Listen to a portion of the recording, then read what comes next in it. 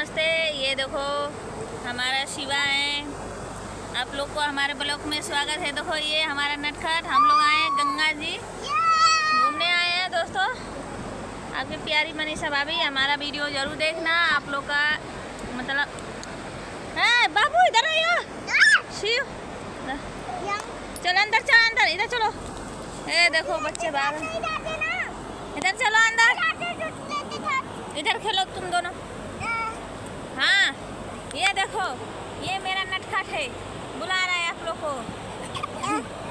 तो आज आपकी मनीषा भाभी कैसी लग रही है देख के बताना। देखो सभी लोग घूमने आए हैं, हम भी घूमने आए हैं।